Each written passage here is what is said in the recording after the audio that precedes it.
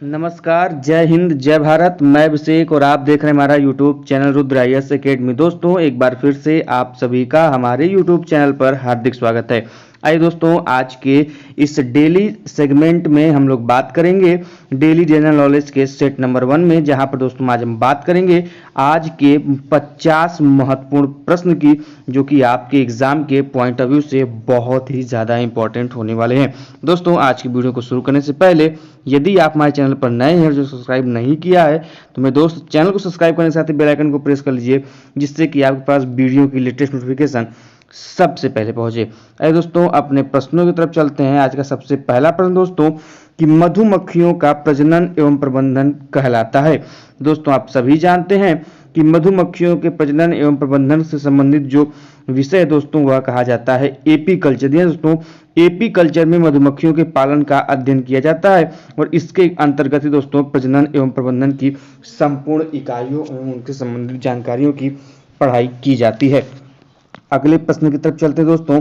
अगला प्रश्न है कि रक्त के थक्के बनने में सहायक विटामिन कौन सी है।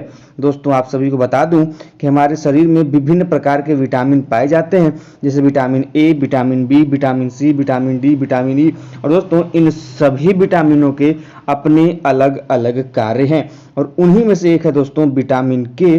और दोस्तों, यह जो विटामिन के है, यह हमारे शरीर में जब भी कोई भाग कटता है, तो वहां से जब भी रक्त बाहर निकलता है दोस्तों, तो उसको एक निश्चित समय के पश्चात उसे थक्के के रूप में जमाने में काम करता है।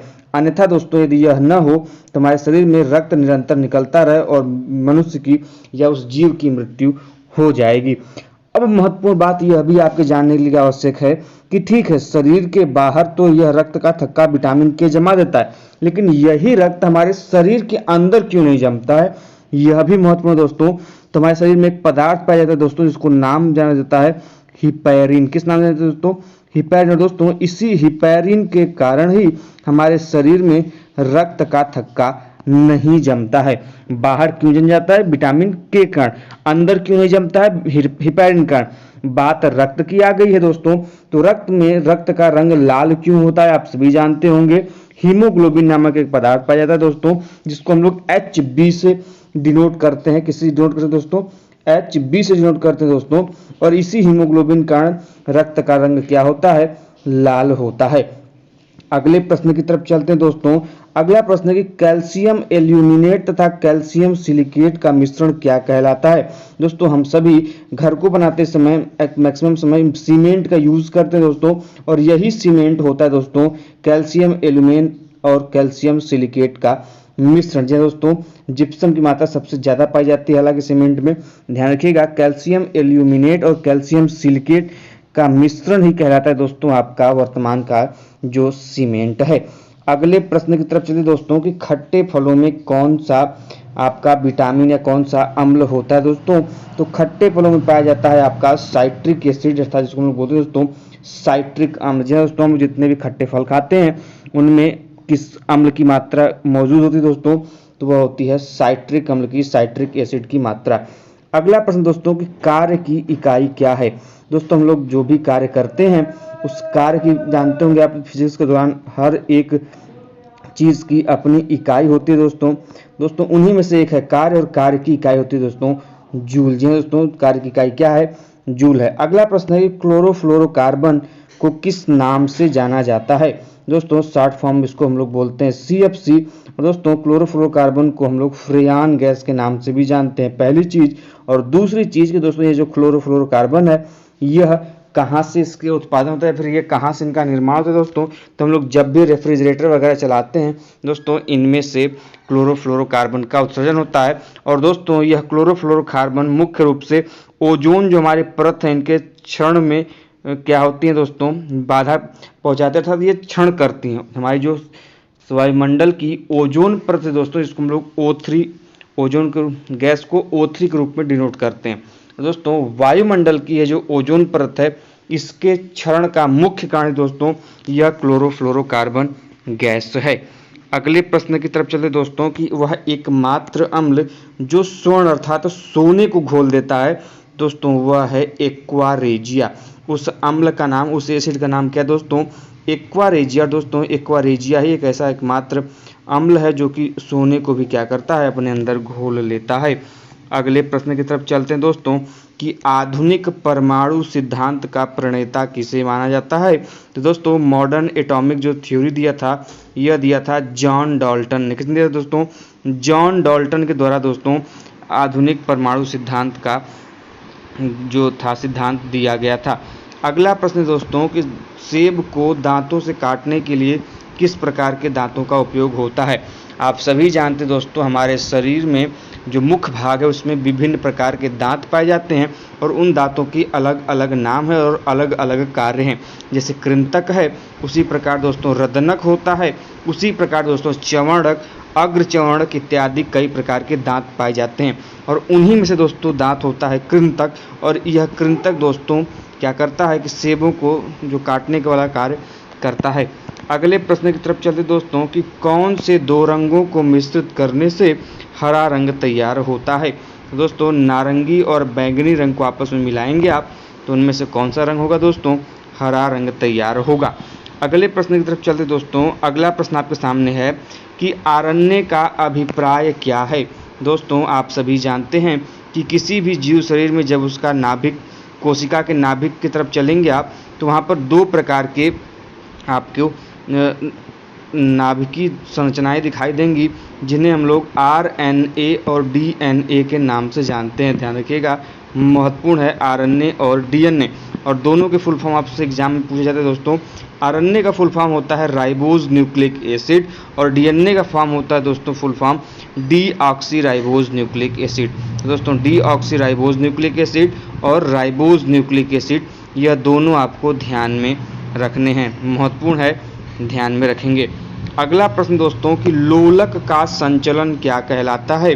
तो दोस्तों आपने लोलक देखा होगा और दोस्तों यह जो लोलक होता है इसके संचलन को दोस्तों हम लोग क्या बोलते हैं? इसके संचलन को दोलन गति बोला जाता है। लोलक के संचलन को क्या बोला जाता है दोस्तों? दोलन गति बोलते हैं। अगला प्रश्न दोस्तों कि वायुमंडल में उपस्थित कुल गैसों का कितना प्रतिशत नाइट्रोजन होता है। तो दोस्तों वायुमंडल में उपस्थित कुल गैसों का 78% जो भाग है दोस्तों वह क्या है? नाइट्रोजन। दोस्तों नाइट्रोजन को N से प्रदर्शित करते हैं, ध्यान में रखेंगे। अगला प्रश्न दोस्तों कि किसका प्रयोग चिकित्सक रोगियों की जांच में करते हैं। दोस्तों स्टेथोस्कोप का प्रयोग चिकित्सक रोगियों की जांच में करते हैं। देखो दो चीज़ें होती दोस्तों, एक स्टेथोस्कोप होता है, एक स्फेग्नोमैनोमीटर होता है। स्टेथोस्कोप से दोस्तों हृदय गति सुनी जा सकती है दोस्तों, और स्फिग्नोमैनोमीटर जो होता है दोस्तों यह रक्त दाब नापने के कार्य में आता है। दोनों अलग अलग है, ध्यान में रखेंगे। अगला प्रश्न दोस्तों कि मलेरिया का संबंध किससे है। दोस्तों मलेरिया का संबंध मच्छर के द्वारा काटे गए जो आते हैं ज्वर उससे है। महत्वपूर्ण ये दोस्तों कि मलेरिया होती किससे है, आपके एग्जाम में प्रश्न पूछा जाता है दोस्तों। तो मलेरिया होती है प्रोटोजोआ से। किससे होती है दोस्तों? प्रोटोजोआ नामक एक जैसे अलग अलग प्रकार के जीव पाए जाते हैं दोस्तों, जिसमें आपके वायरस आते हैं, बैक्टीरिया आती हैं। उसी प्रकार दोस्तों प्रोटोजोआ भी एक प्रकार का जीव है और इसी प्रोटोजोआ से दोस्तों हमके क्या होती है? मलेरिया होती है। अगला प्रश्न दोस्तों कि किसी जीव शरीर में रक्त शर्करा स्तर को नियंत्रित करने वाले हार्मोन्स का क्या नाम है। दोस्तों आप सभी जानते हैं जिनको शुगर होता है उनको इंसुलिन का उपयोग किया जाता है। दोस्तों हमारे शरीर में यही इंसुलिन जो होती है दोस्तों रक्त के शर्करा के स्तर को नियंत्रित एवं संचालित करने का कार्य करती है। अब महत्वपूर्ण चीज़ ये है यहाँ पर दोस्तों कि हमारे शरीर में इस इंसुलिन का निर्माण होता कहाँ है। कई बार एग्जाम में प्रश्न आया है, तो ध्यान में रखेंगे दोस्तों। इंसुलिन का निर्माण हमारे शरीर में अग्नाशय में होता है। कहाँ पर होता है दोस्तों? अग्नाशय में, जिसको हम लोग पैंक्रियास के नाम से जानते हैं दोस्तों, वहाँ पर होता है। और प्रश्न यह भी पूछ लेता है कि इंसुलिन की कमी से हमें कौन सा रोग होता है। दोस्तों मैंने अभी बताया कि इंसुलिन करता क्या है? शर्करा के स्तर को नियंत्रित करता है। जैसे ही इंसुलिन कम होगा तो सिंपल सी बात है शर्करा का स्तर क्या हो जाएगा? अब नॉर्मल हो जाएगा। तो दोस्तों इसी की कमी से किसी व्यक्ति को शुगर, जिसको हम लोग बोलते हैं डायबिटीज़, या फिर कह लें दोस्तों आपका मधुमेह रोग होता है। आप ध्यान में रखेंगे, महत्वपूर्ण है। अगला प्रश्न दोस्तों कि कैल्शियम हाइड्रा ऑक्साइड, जिसको हम लोग दोस्तों OH का होल ट्वाइस बोलते हैं दोस्तों, का प्रयोग करके मोर्टार के प्लास्टर का निर्माण किया जाता है, उसको हम लोग किस नाम से जानते हैं? दोस्तों हम लोग इसे जानते हैं चूना जल के नाम से। महत्वपूर्ण है, ध्यान में रखेंगे। अगला प्रश्न दोस्तों कि प्रकाश संश्लेषण में सहायक पत्तियों के हरे पदार्थ को क्या कहते हैं? तो दोस्तों क्लोरोफिल ही वह पत्तियों का वह भाग है दोस्तों जो पौधों को हरा रंग प्रदान करता है, पॉइंट नंबर 1। और दोस्तों यही इसी कारण दोस्तों प्रकाश संश्लेषण की प्रक्रिया पूर्ण होती है, जिसे हम दोस्तों फोटोसिंथेसिस के नाम से जानते हैं दोस्तों। और यही फोटोसिंथेसिस करके पौधे अपने क्या करते हैं? भोजन का निर्माण करते हैं।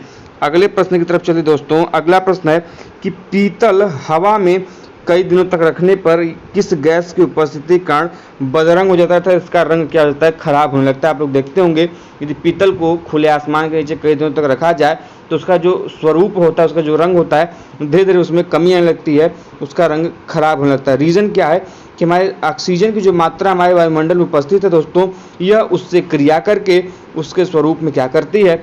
बदरंग कर देती है उसे। अगला प्रश्न दोस्तों कि बार किसकी इकाई है? जिससे अभी हमने बताया कि कार्य की इकाई क्या है दोस्तों? जूल था। तो उसी प्रकार बार इकाई है किसकी दोस्तों? तो वह है वायुमंडलीय दाब की। महत्वपूर्ण है, ध्यान में रखेंगे। ये दोस्तों जो वायुमंडलीय दाब है, इसके इकाई का नाम क्या है दोस्तों? तो इसके इकाई का नाम है बार। अगला प्रश्न दोस्तों कि ठोस से सीधे वाष्प अवस्था में पदार्थों के रूपांतरण को क्या कहते हैं? आप सभी जानते हो दोस्तों कुछ ऐसे पदार्थ हैं जो ठोस अवस्था से सीधे वाष्प या गैसीय अवस्था में बदल जाते हैं, वो द्रव अवस्था में परिवर्तित नहीं होते। दोस्तों उस क्रिया को जो ठोस से सीधे गैसीय अवस्था में बदल जाए उसको बोला जाता है उदासीनीकरण। यहाँ पर शब्द गलत लिखा है, उदासीनीकरण बोलते हैं दोस्तों।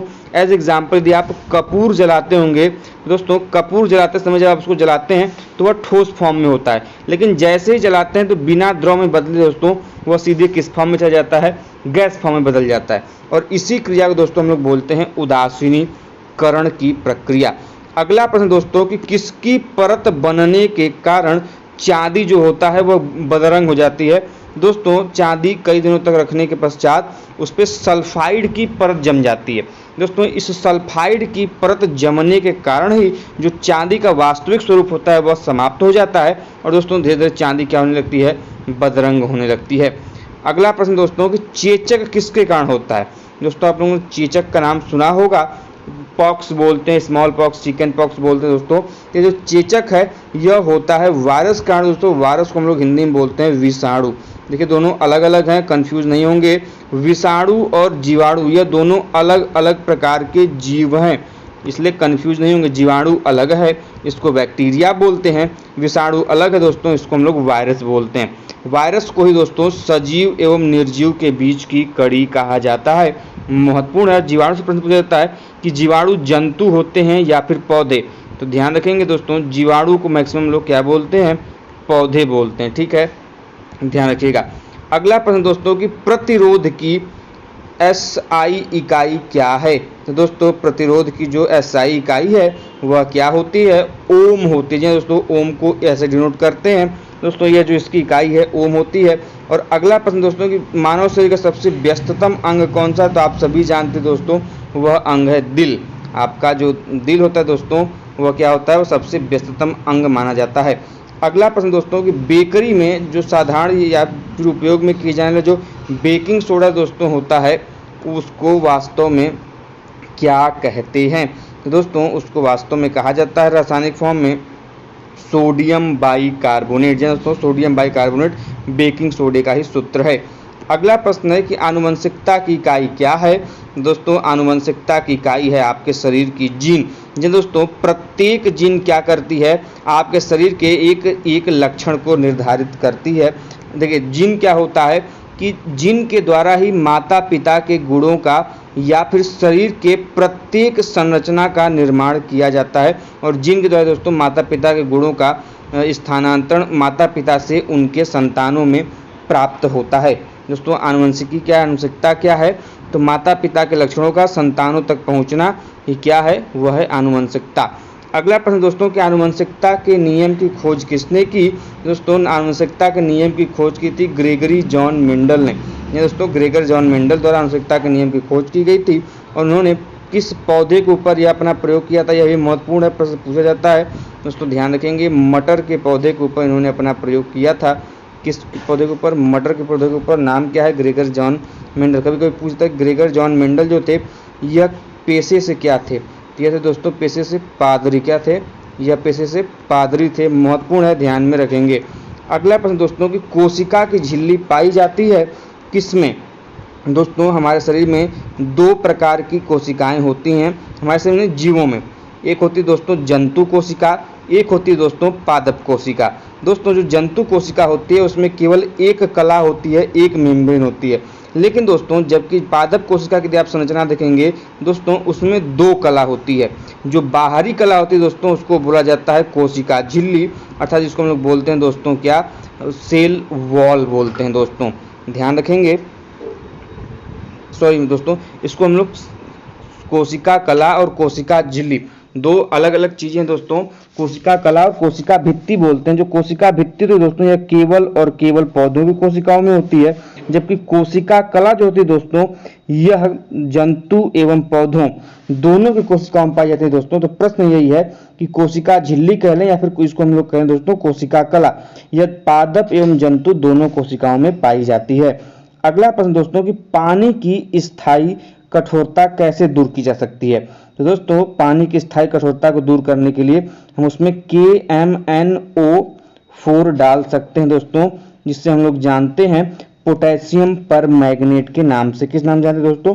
पोटेशियम पर मैग्नेट के नाम से, जिसको हम लोग दोस्तों शॉर्ट फॉर्म में या फिर साधारणतः लाल दवा के रूप में भी जानते हैं। आप सभी जानते हैं, कभी कोई प्रश्न पूछ देता है कि लाल दवा का सूत्र क्या है, तो ध्यान में रखेंगे।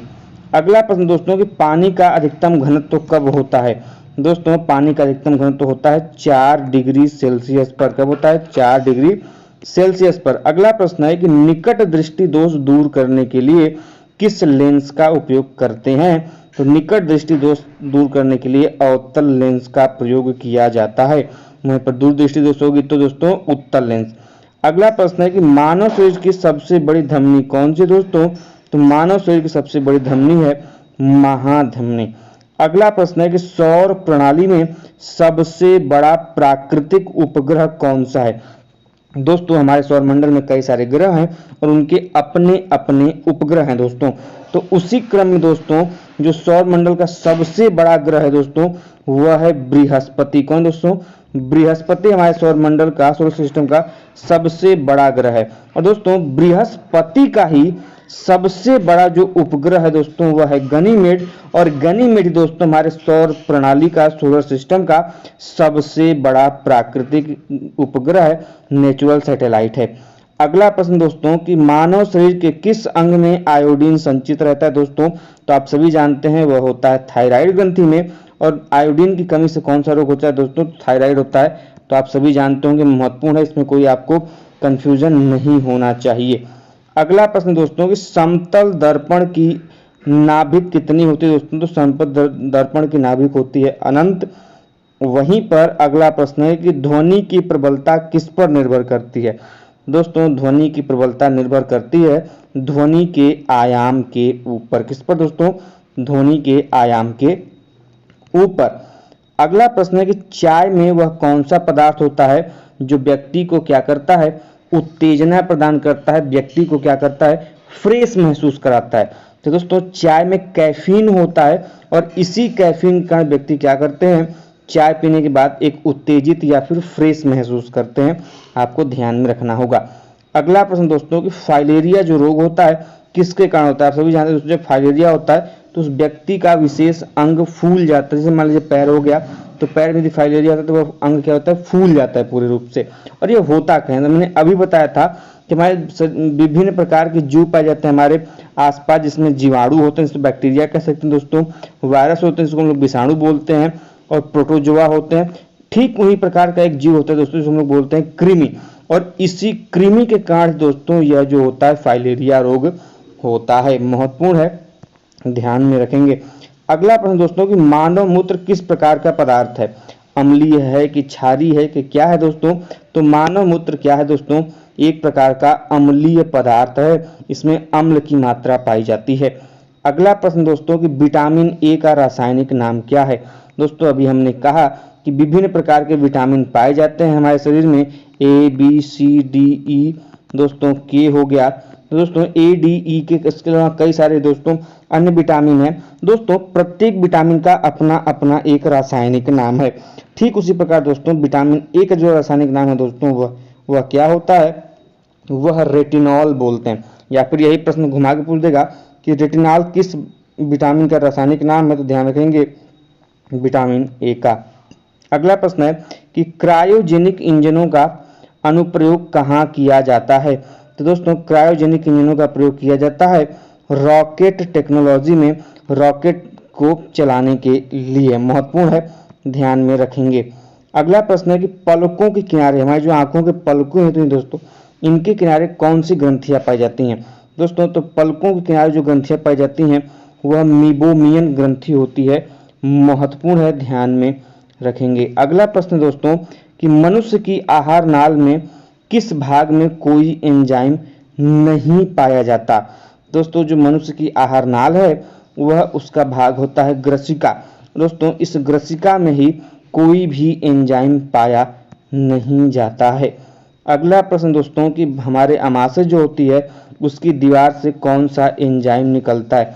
दोस्तों जब आप पाचन की प्रक्रिया पूरा पढ़ेंगे तो उसमें दोस्तों निर्माण के समय बताया गया होगा कि आमाशय जो होता है दोस्तों, इसमें हमारे भोजन सर्वाधिक देर तक स्टोर होता है। जब हम भोजन करते हैं दोस्तों तो इसी आमाशय में जाकर क्या होता है, स्टोर होता है। दोस्तों इसकी आमाशय की दीवारों से जो एंजाइम निकलता है दोस्तों वह एंजाइम होता है गैस्ट्रीन। कौन सा एंजाइम निकलता है दोस्तों, गैस्ट्रीन। आप लोग कभी कभी भूख मतलब लगता होगा, खाना नहीं खा पाते होंगे तो पेट में जलन होती होगी, तो इन्हीं एंजाइमों के निकलने के कारण एवं साथ में दोस्तों हमारे शरीर में पेट में अम्ल का भी स्राव होता है, जिसके कारण पेट में भूखे रहने पर क्या होती है, जलन होती है। अगला प्रश्न दोस्तों कि रुधिर किस प्रकार का ऊतक है। दोस्तों रुधिर ऊतक है एक प्रकार के संयोजी ऊतक का। किसका उदाहरण दोस्तों, संयोजी ऊतक का उदाहरण है। अगला प्रश्न दोस्तों कि साइटोकाइनेसिस में किसका विभाजन होता है। दोस्तों हमारे शरीर में जो कोशिकाएं पाई जाती हैं, कोशिकाओं का विभाजन अलग अलग प्रकार से होता है और उनको अलग अलग नामों से हम लोग जानते हैं। तो दोस्तों उन्हीं में से एक है साइटोकाइनेसिस। और दोस्तों साइटोकाइनेसिस कोशिका का वह विभाजन है जिसमें कोशिका द्रव्य का विभाजन होता है। किसका विभाजन होता है दोस्तों, कोशिका द्रव्य का। अब महत्वपूर्ण चीज ये कोशिका द्रव्य होता क्या है। तो दोस्तों हमारे कोशिकाओं के अंदर जो द्रव्य नुमा संरचना होती है, जो पानी नुमा संरचना होती है दोस्तों, उसी को हम लोग क्या जानते हैं, कोशिका द्रव्य के नाम से जानते हैं। अब देखिए कोशिका क्या है, तो हमारे देखिए किसी भी जीव, जो भी आपके सामने जो जीव दिखाई देते हैं उनके शरीर का निर्माण किससे होता है दोस्तों, इन्हीं कोशिकाओं से मिलकर होता है। जैसे किसी घर को बनाने के लिए आपके पास ईंटों को जोड़ते जाइए और घर का निर्माण हो जाता है दोस्तों, ठीक उसी प्रकार किसी जीव शरीर का निर्माण कोशिकाओं के मिलने से ही होता है। तो कभी कोई पूछ देता है कि जीवों के निर्माण की न्यूनतम इकाई क्या है, जीवों की न्यूनतम इकाई क्या है, ध्यान रखेंगे वह है आपकी कोशिका। ध्यान रखेंगे, इसको हम लोग बोलते हैं सेल। अगले प्रश्न की तरफ चलते हैं दोस्तों कि सांप का जहर किस प्रकार का होता है। तो दोस्तों सांप का जहर होता है प्रोटीन। कौन क्या होता है दोस्तों, प्रोटीन होता है। और आज के सबसे अंतिम प्रश्न की तरफ चलते हैं कि किस संघ के जातियों की संख्या हमारे आसपास सबसे अधिक है। दोस्तों बहुत महत्वपूर्ण प्रश्न है, कई बार एग्जाम में पूछा गया है दोस्तों, वह है आर्थ्रोपोडा। दोस्तों आर्थ्रोपोडा संघ के जो जीव होते हैं दोस्तों, इनकी संख्या सर्वाधिक है हम सभी के आसपास। दोस्तों आज के लिए बस इतना ही। उम्मीद करता हूं कि यह वीडियो आपको पसंद आई होगी। यदि वीडियो पसंद आई हो और डेली सेशन में आप इस प्रकार के जीके क्वेश्चन को सॉल्व करना चाहते हैं तो आज ही हमारे चैनल को ज्वाइन कीजिए, वीडियो को लाइक कीजिए और चैनल को नए चैनल को सब्सक्राइब कीजिए। साथ में दोस्तों अपने दोस्तों के साथ इस वीडियो को शेयर जरूर करिएगा। साथ में ही दोस्तों यदि आपने हमारे FB पेज और इंस्टाग्राम पेज को अभी तक फॉलो नहीं किया है तो तुरंत जाइए फॉलो करिए और साथ में नए अपडेट के साथ वहाँ पर जुड़िए। तो मिलते हैं नेक्स्ट वीडियो में, तब तक के लिए जय हिंद, जय भारत, हर हर महादेव।